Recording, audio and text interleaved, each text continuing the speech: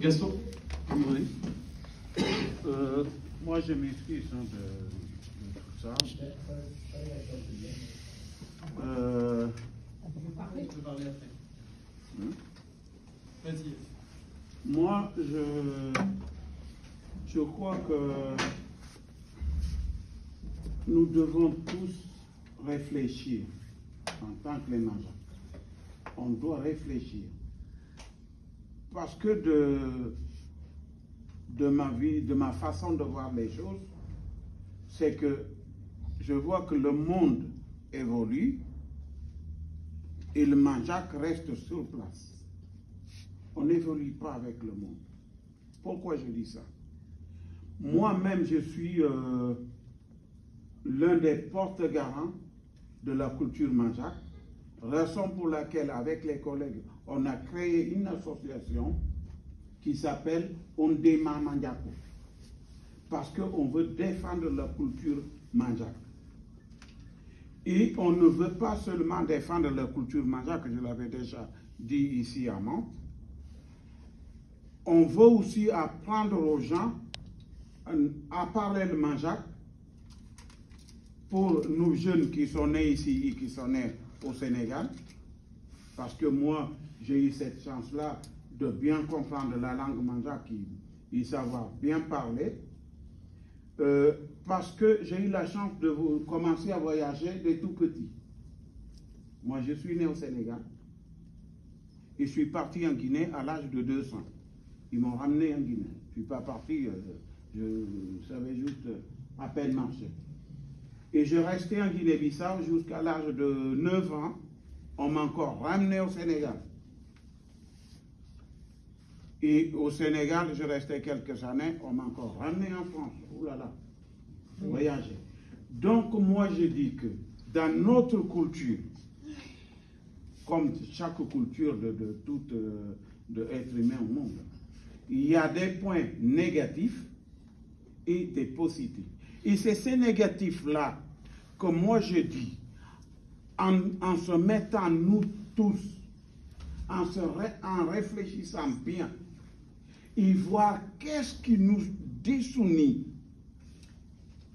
et qu'est-ce qui nous unit, qu'est-ce qui détruit les familles, qu'est-ce qui détruit les familles et qu'est-ce qui détruit les villages. Cette culture-là, on doit les bannir, on doit les oublier, on doit les dégager. Je m'explique. Dans l'interrogation des morts que Pierre Guillaume parlait, on ne le dit pas ici. Mais c'est quelque chose qui détruit les familles. C'est une culture qui détruit les familles, qui détruit les villages. Pourquoi je dis cela?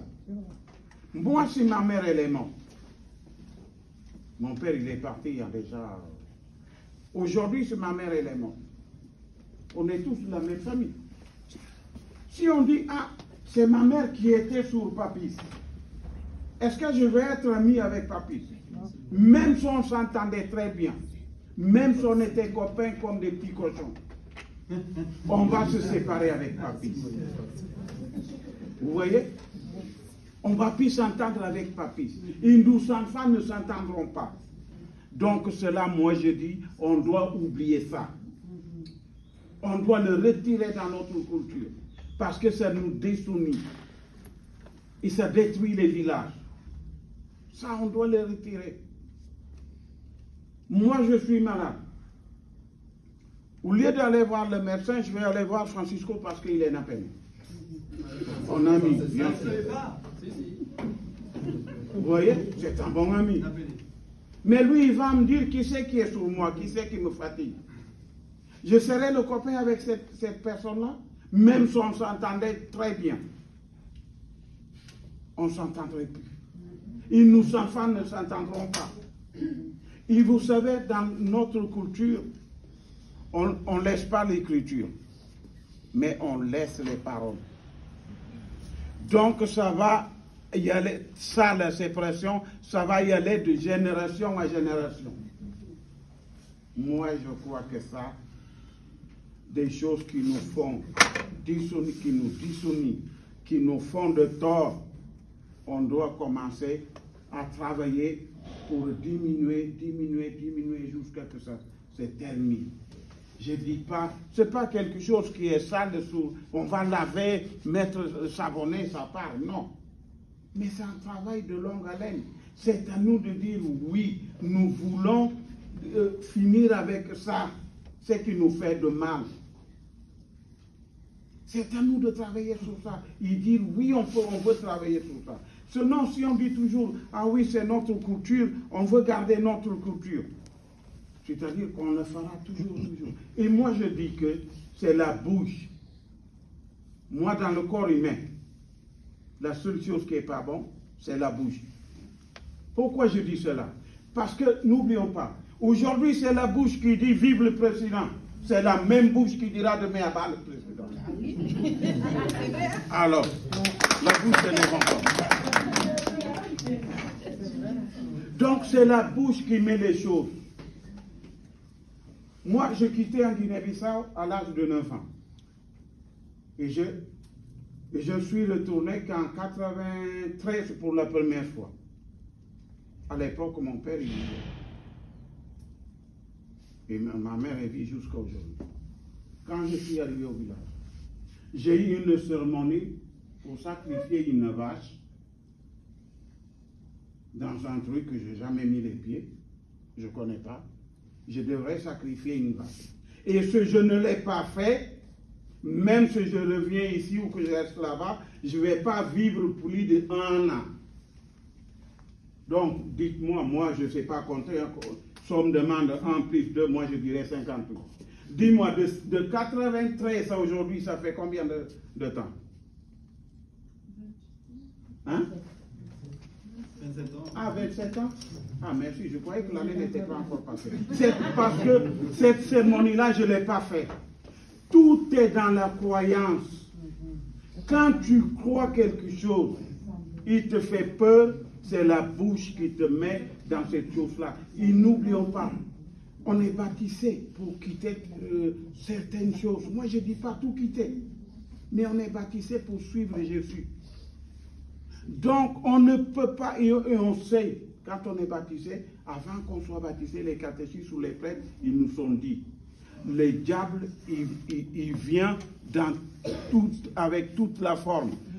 Le diable, il voit que c'est Francisco, mon meilleur ami. Pour me détruire, c'est Francisco qui va dire lui ça. Moi, c'est mon père qui m'a mis au monde. Et c'était ma mère qui a souffert avant que je sois au monde. C'est elle qui m'a dit de faire la cérémonie. Moi, je dis non, je ne le fais pas. Et quand je vis mon père était fâché, il me disait non, tu le fais. Je dis oui, je vais le faire. Et à chaque fois, il me dit, mais tu me dis oui, tu vas le faire, mais tu vas le faire quand? Je dis, attends papa, je le ferai. Jusqu'à le jour que je vais partir, le lendemain, je lui dis, papa, je vais retourner à Dakar. Il me fait, mais il a seulement mis. Alors je dis, mais je ne sais pas. À toi de voir, mais moi, je ne le fais pas. Et je l'avais dit que je ne le faisais pas. Parce que nous, si on fait certaines choses, ce n'est pas parce qu'on veut le faire. C'est parce que dans notre culture, c'est toujours le grand qui a le dernier mot. Que ce soit la grande sœur ou le grand frère, c'est lui qui a le dernier mot. S'ils se mettent tous à te dire non, tu es obligé de faire ça, non, tu dois faire ça, tu le fais parce que tu ne veux pas avoir de problème avec tes aînés. Voilà. Mais je crois qu'on doit réfléchir. Et Père Guillaume, dans son introduction, il nous a parlé de quelque chose qui est très très intéressant, qui peut nous amener au plus haut dans notre foi. Qu'est-ce que c'est cette chose-là? Former la communauté catholique majeure. On n'en a pas. Et pourtant, on vient à l'église. C'est vrai, il y a une fille qui a parlé d'ici, qu'à chaque fois, Dominique, il appelle la réunion, parfois on était 2 ou 3. Tu vois, pour les 50 ans de notre patronyme. J'étais pas là, j'étais en formation. Dominique était tout seul pour le faire. Et si j'étais là, on ne serait que deux. Ils ont fait l'appel. Il y a Francisco et Papis qui nous suivent. Parfois, on appelle des réunions, il n'y a personne. Et pourtant, il y a plein de massacres en France, à Mantes-le-Joli, catholiques. Mais personne ne vient. Ici, on ne forme pas la communauté catholique. Parce qu'on est tous catholiques, n'est-ce pas? Donc, on est une famille. Moi, je ne dis pas non. Comme il disait Sarafin tout à l'heure, Barouette. Non, tu dis, tu as oublié, ah oui. Donc voilà. Ne cherchons pas à savoir, celui-là, il vient de tel endroit, celui-là vient de tel endroit. La seule chose qu'on sait, c'est qu'on est catholique et on est fiers de notre foi. On est fiers de suivre Jésus le Christ qui est mort pour nous, qui a donné sa vie pour nous. Alors, formons la communauté catholique Manjac, c'est là où on sera visible. Merci.